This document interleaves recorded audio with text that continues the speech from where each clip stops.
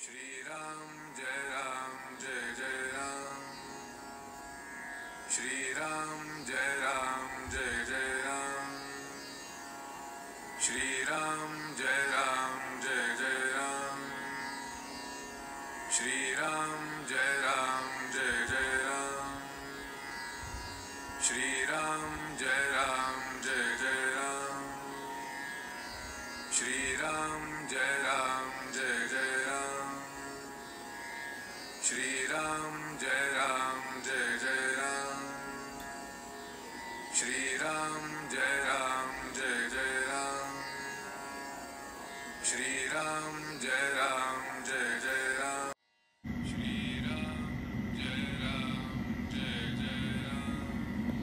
नमस्कार। आज 11 मे। श्रीराम जय जय राम। थोडे वाचावे पण कृतीत आणावे। श्रीराम जय जय राम। नमस्कार। आज दिनांक 11 मे। श्रीराम जय जय राम। थोडे वाचावे पण कृतीत आणावे। खूप समजून घ्यावे, ज्ञान संपादन करावे असा पुष्कळ लोकांना हव्यास असतो आणि त्याच्याशिवाय त्यांना चैनच पडत नाही। हे एक प्रकारचे व्यसनच आहे। अफू खाणाऱ्याला कैफ आल्याशिवाय चैन पडत नाही। थोडी अफू पचनी पडली की कैफ येत नाही, म्हणून तो आणखी अफू कैफ येईपर्यंत खातो। असे होता होता अधिकाधिक अफू पचनी पडत जाते आणि शेवटी इतकी अफू खाण्याची वेळ येते की त्यातच त्याचा अंत होतो।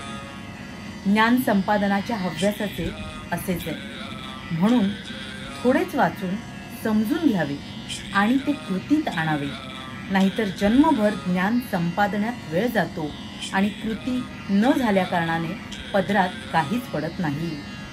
मनुष्याला पोटभर जेवायला 25-30 मिनिटे पुरेशी होतात, पण जेवलेल्या अन्नाचे पचन होण्यासाठी 5-6 तास जावे लागतात। मनुष्य एकसारखा जर खातच राहिला तर त्याला अजीर्ण होऊन तब्येत बिघडेल आणि त्यातच त्याचा अंत होईल। म्हणून नुसते वाचितच बसू नये। थोडेच वाचावे पण ते कृतीत आणण्याचा प्रयत्न करावा। नुसत्या वाचनाने किंवा विषय समजावून घेण्याने प्रगती होत नसून प्रगती होते। म्हणून केवळ समजावून घेण्यापेक्षा ते कृतीत आणण्यावर भर असावा। आपले आकुंचित मन विशाल करणे, आपण स्वार्थी आहोत ते निस्वार्थी बनणे, हेच खऱ्या वेदांताचे मर्म आहे। नुसत्या विचाराने तत्वज्ञान निश्चित होणार नाही, त्यासाठी साधना करायला पाहिजे। जग सुधारण्याच्या नादी लागू नका। स्वतःला सुधारा की त्या मानाने जग सुधारेलच। आपण सुधारलो नाही तर मग जग सुधारले नाही। वस्तू ही सुखाचे साधन असून आपण भ्रमाने तिलाच सुखरूप मानतो।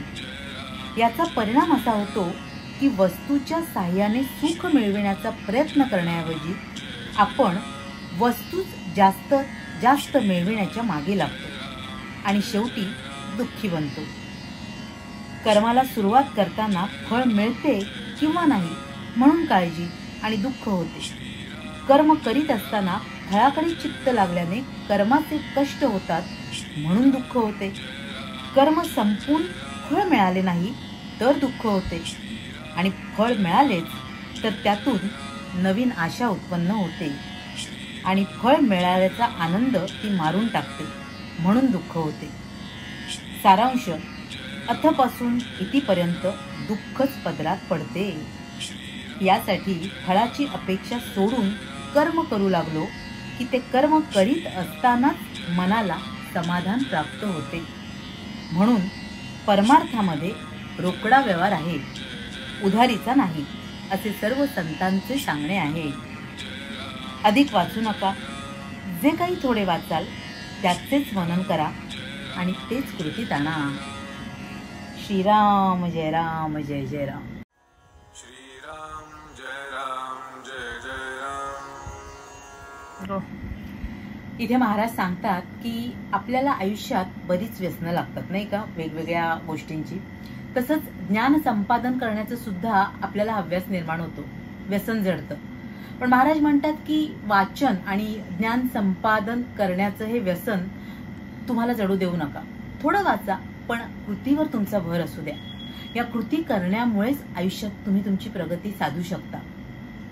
तसंच आपण कर्म करताना, कृती करताना आपलं लक्ष त्या कर्माची फलप्राप्ती काय होईल याकडे असतं आणि आपण त्याच्यातच अडकून राहतो. त्यामुळे आपल्याला दुःखाला सामोरं जावं लागतं आणि त्यामुळे त्यातून मिळणारा जो एक आनंद आहे, समाधान आहे, तेच आपण हरवून बसतो. तेव्हा गीतेतही जसं सांगितलं आहे की कर्म करताना फळाची अपेक्षा करू नका. उलट ते कर्म करताना त्यातून मिळणारा जो आनंद आहे तो आनंद अनुभवा आणि त्या कर्माला सातत्याने करत राहा. आणि हे सारं साधण्यासाठी आपल्याला नामाची आवश्यकता आहे आणि म्हणूनच ते नाम घेत राहा. हे नाम आपल्या आयुष्यात आपण सातत्याने घेत राहू, हीच आपण त्या गुरुचरणी आणि ईश्वरचरणी प्रार्थना करूया. तुम्हा साऱ्यांसाठीच खूप सारी गुरु ब्लेसिंग्स. आणि आज मातृदिनही आहे, त्यामुळे साऱ्यांना या मातृदिनाच्या आनंदमय, मंगलमय आणि गुरुमय शुभेच्छा. श्रीराम जय राम, जय जय राम. श्री स्वामी समर्थ. जय गुरुदेव. जय राम जय जय राम. श्रीराम जय राम जय जय राम. श्रीराम जय राम